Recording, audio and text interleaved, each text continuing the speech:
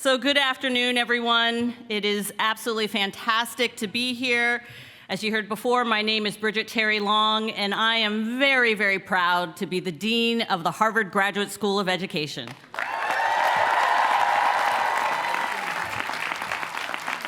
Welcome, graduates, colleagues, family, and friends. Congratulations to you all.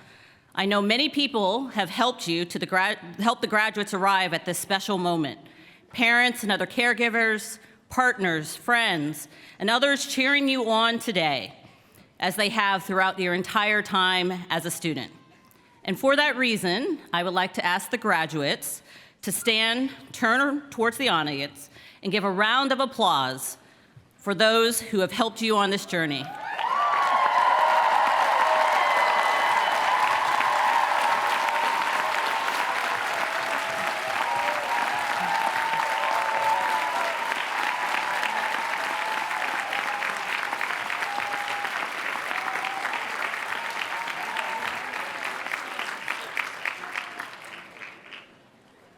And I noticed that many of our graduates have brought their children, and I invite all the children here to comment on today's ceremony in whatever way they see fit.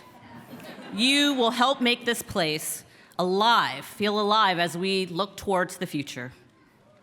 I would also like to thank all of the staff who have worked tirelessly throughout the year to help us all, and who have worked especially hard to make graduation special for you.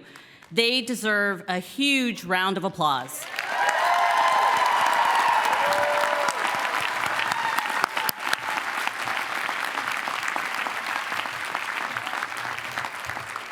And last but not least, I would like to thank the faculty who have served not only as teachers and colleagues, but also as mentors and friends.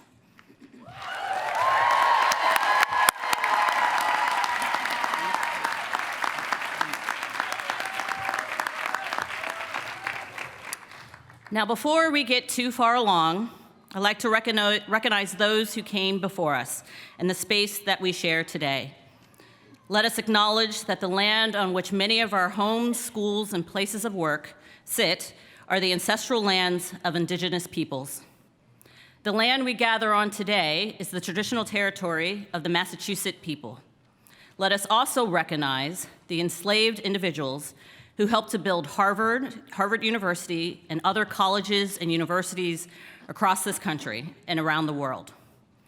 We take a moment to honor those before us, understanding the role these souls and these communities played in creating and funding educational institutions that were not intended to serve them and did not regard the dignity of their humanity. Acknowledging our history is an important step in combating the erasure of the important contributions, sacrifices, and stories of those before us, and it is a step towards ensuring a culture of awareness, respect, and accountability within our community.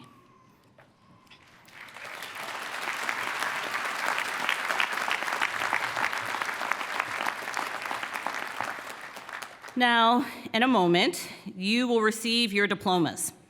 But first, I'd like to share a few thoughts as you look forward to your next chapter. In preparing for our first commencement ceremony in 3 years, I've been so excited to resurrect old traditions and to create a few new ones as we come together for this joyous moment. I look to the future with great anticipation of the good you will do in the world, and have considered many possible things I might say as we send you off. But however, the last few months, I must confess there have also been times when I feel like there are storm clouds threatening to upend my optimistic outlook. And I don't think that I'm alone, whether it be constant reminders of social injustice and growing attacks on fundamental human rights, a resurgence of hate that has culminated into outright acts of murder just because of the color of a person's skin. Declining faith in many of our time-honored institutions that were originally formed to protect the ideals of democracy and justice, and a war that is increasingly raising the stakes for the entire world. Now, I originally wrote this speech days ago, but I have to say that the last week has only reiterated that I picked the right message for today. And that's because Tuesday, That's because of Tuesday, when we learned about the devastating loss of 19 elementary school students and 2 teachers in Uvalde, Texas. Innocent children who were about to finish their school year. 2nd, 3rd, and 4th graders experiencing the joy of childhood when their lives were cut short. And we lost 2 amazing teachers, Irma Garcia and Eva Morales. They died doing the most noble thing I can imagine, protecting their students. So please take a moment to honor the victims.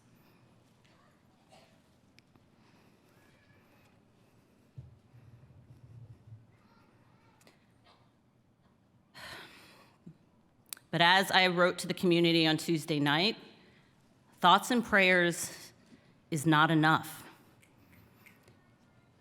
I want you to consider the cost of doing nothing.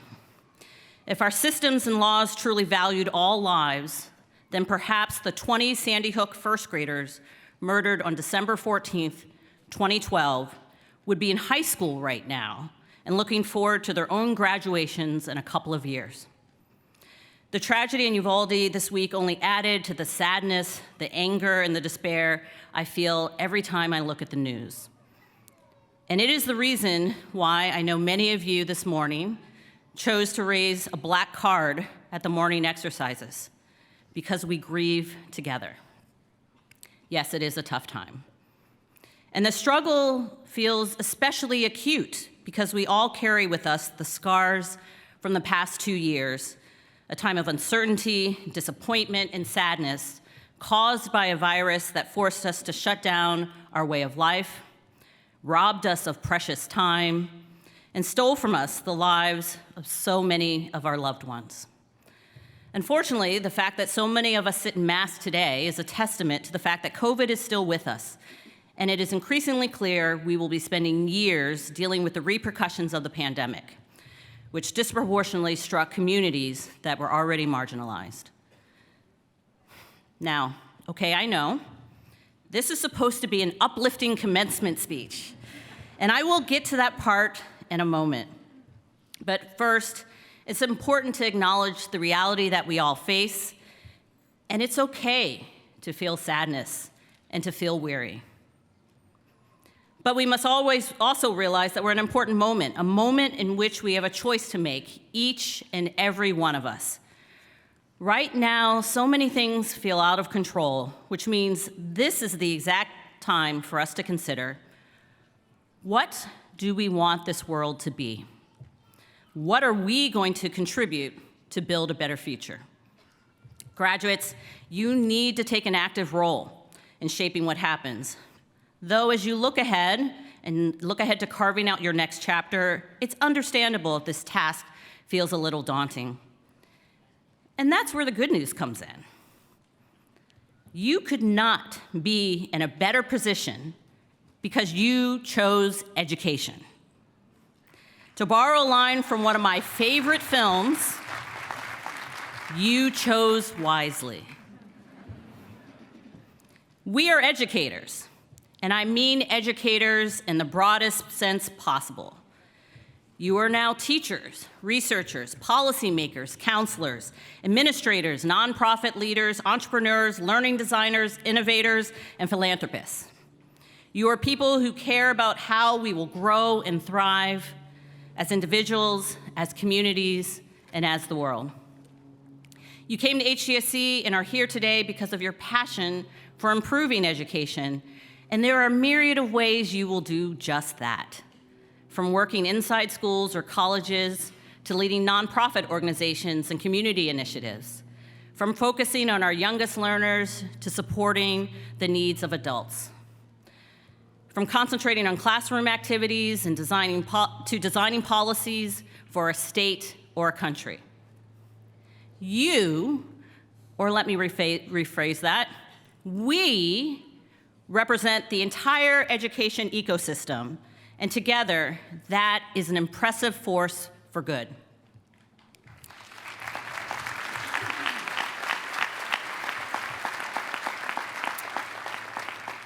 And as you have grown as educators, you have demonstrated incredible resilience, You weathered the storm of unexpected COVID surges, new variants, and changing protocols that required us to continually adapt our practices and our policies. You experienced disruptions to your research, residency programs, and internships as schools, colleges, and nonprofits went on lockdown and best-laid plans had to be cast aside. And yet, in the midst of this unprecedented turmoil, you stood to help fellow learners and educators. For example, when substitute teachers were needed by our local school districts, you answered the call with vigor. You also accomplished many firsts, as the first cohorts to experience our new master's programs and new approaches to learning. You have helped set HGSE on an exciting path for how we will continue to train and support future students who aspire to make their mark in education. We are educators, and there is nothing more powerful. And to continue to answer the question I posed earlier about what are we going to do to build a better future, I can tell you there's so much that we can accomplish.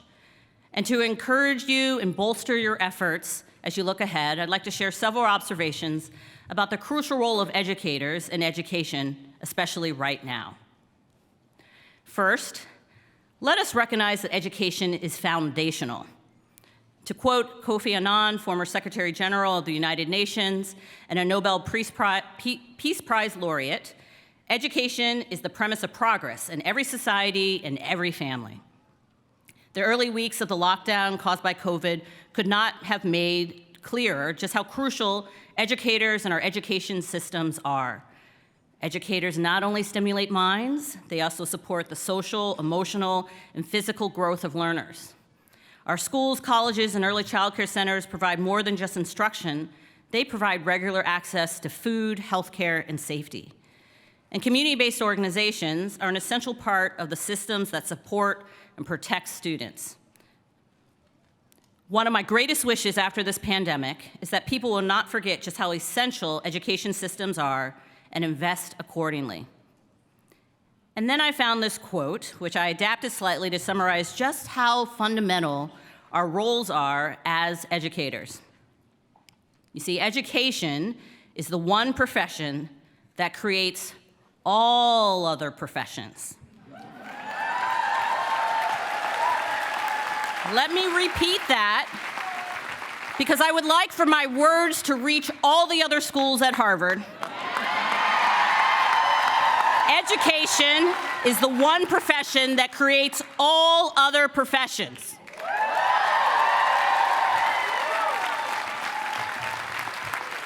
I almost feel like I could just stop right here and we could move on, but we do have a few other things to discuss.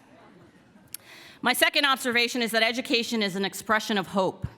In fact, to quote Colleen Wilcox, a former superintendent, teaching is the greatest act of optimism. You have to believe that good things are possible to be an educator. Stated another way, education is an investment in the future with the belief that our efforts will result in the betterment of a learner, a group, a community, or even a country.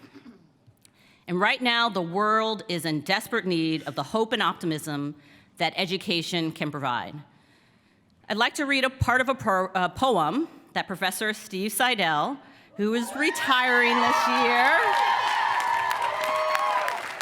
Steve is retiring this year after 41 years on the HGSE faculty.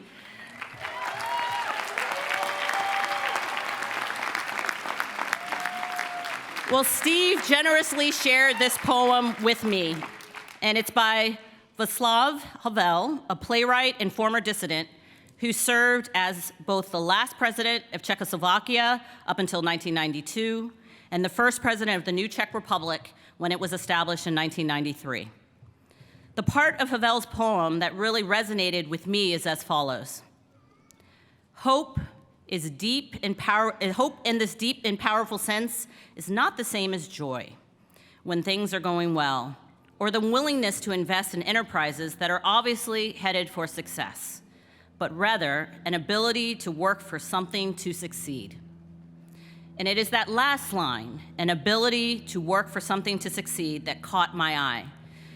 This is what we do as educators, support learners to succeed, guiding them, creating tools, leading the systems that will inspire their achievement. And HGSE has stood as a leader in advancing a message of hope. It was people here who were courageous enough and bold enough to question the deeply held assumption that only some students could learn. Instead, we start from the premise that all students can learn. And frankly put, all means all.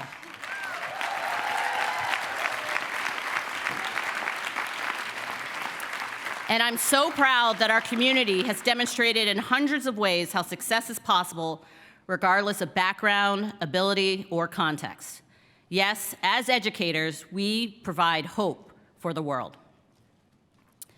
But what is education? Is it just a bunch of content and facts? No, as this quote sums up, it is possible to store the mind with a million facts and still be entirely uneducated. Education is more than just the transmission of information. It is about connecting the dots between pieces of information, providing the context we need to distill information in this complex world, to assess its truthfulness, and to put into action for the betterment of society. And perhaps most importantly, education is about connecting us to each other. And surely the last 2 years have taught us not to take human connection for granted. And so this is my third point. Education is about connection. In the early days of COVID-19, as we realized at HGSE that business as usual was just not going to be possible, we chose to develop and advance an innovative model of remote learning. And central to that commitment was maintaining, or in fact bolstering, opportunities for connection. With many of you spread all around the world, and with the Delta variant wreaking havoc on our plans to return on campus last fall, our focus has been on creating as many opportunities for connection as possible. Connection to faculty and staff, connection between classmates, and connection to the broader world many of us seek to serve. Connection, or the lack thereof, is not a matter of whether or not you are face-to-face or online. It's about being deliberate. And Professor Aliyah El-Amin, the winner of this year's Morningstar Family Teaching Award,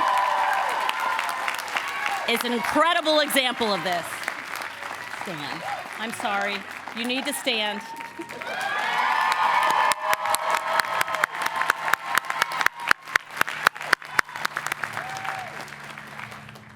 This is just to give you an example. To quote her students, Dr. El-Amin has created one of the best learning environments I have ever experienced. She developed it with thoughtfulness, academic rigor, kindness, genuine community, and love for her students. Another wrote, she provided guidance with authentic agency in our learning and built trust within the classroom. She helped me to develop confidence in my own identity, which helped me to be a better student, peer, and support to my community. And perhaps this sums up the connection that Aliyah was able to foster best. I never felt like I was being taught at. I felt as though I was learning alongside Dr. El-Amin. She has the ability to teach us and also express her longing to continue learning from our experiences and perspectives as well. So thank you to Aliyah, but thank you to the entire HGSE faculty and staff colleagues who were committed and creative in finding ways to build connection regardless of the circumstance.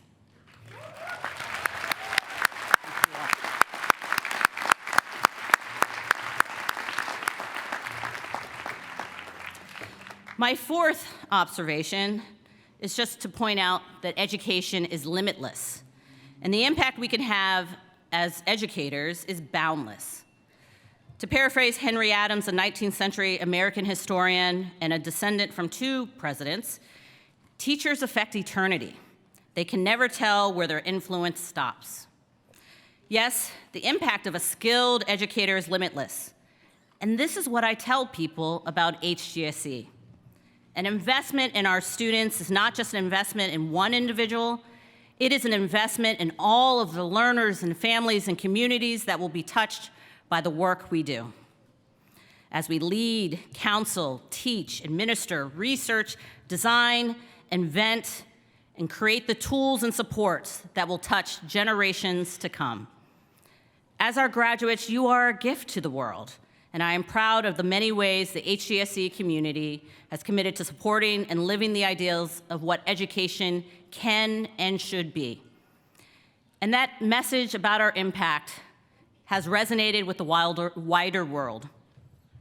I am so proud that this year we have raised nearly $73 million for financial aid for HGSE students. This includes the largest gift in our history from 2 Harvard Business School alumni and the largest gift ever from one of our own alums. We were only able to do this by sharing the work we do as educators and the impact that we are having, which compounds each and every year.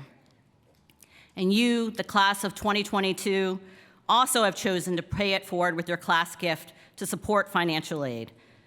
You have successfully raised the largest gift ever, and we are incredibly thankful.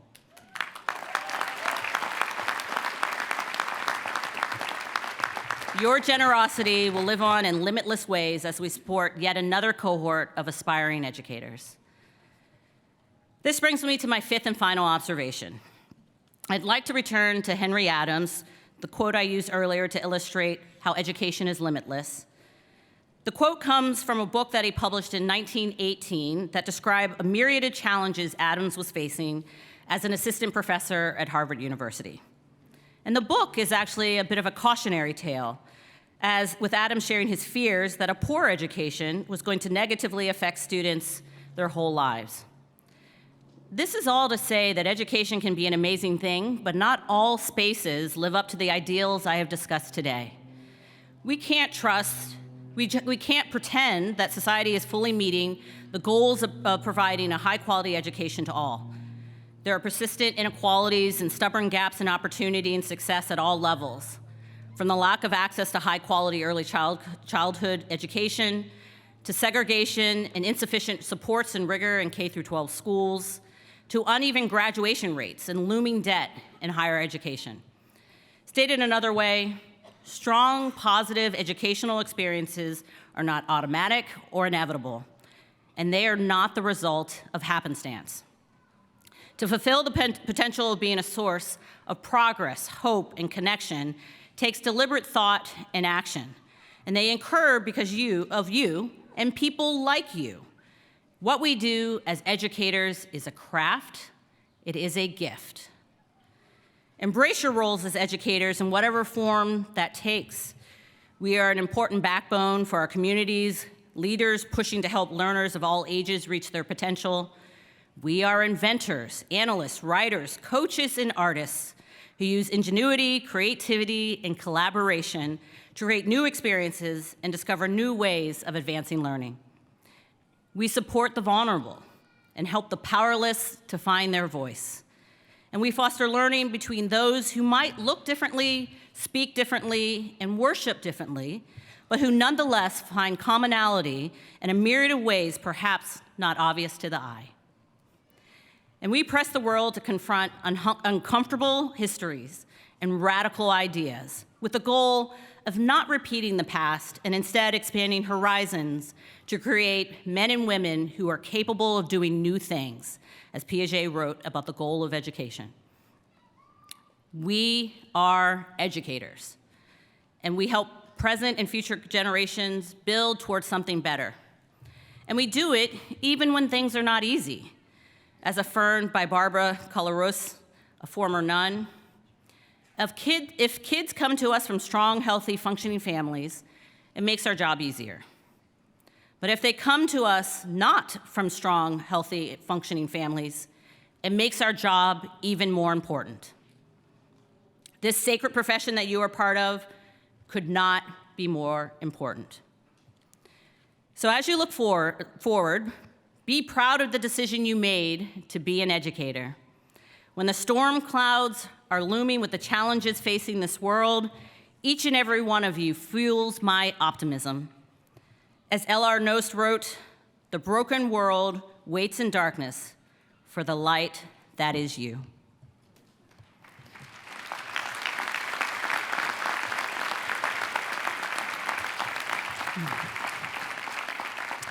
As one of my favorite authors, Zora Neale Hurston, wrote, "There are years that ask questions and years that answer. This is a year we can provide answers." And one question as we look to the future is, are we seeking to return to normal? No, that is not the goal. The last 2 years brought new light to long existing inequities in our education system. The gaps and persistent inequities we see are certainly not new, and so we need to push for far more than returning to normal. And as illustrated in recent work by multiple Harvard faculty, we have a great deal of work to do, not just academically, but in terms of mental health and wellness. We are entering a period of recovery when students of all ages need our best, as do our education colleagues and partners spread throughout the world. And graduates, you can make a real and lasting difference. Why? You should know the answer to this by now. Because you are educators. An important and sacred profession. What you do is foundational, you provide hope, you build connection, and the effects of what you do are limitless. We send you out into a world that needs you desperately, but you will not be alone. You will always be a part of the HGSE community of educators. So good luck and congratulations. Once again, let's applaud the class of 2022.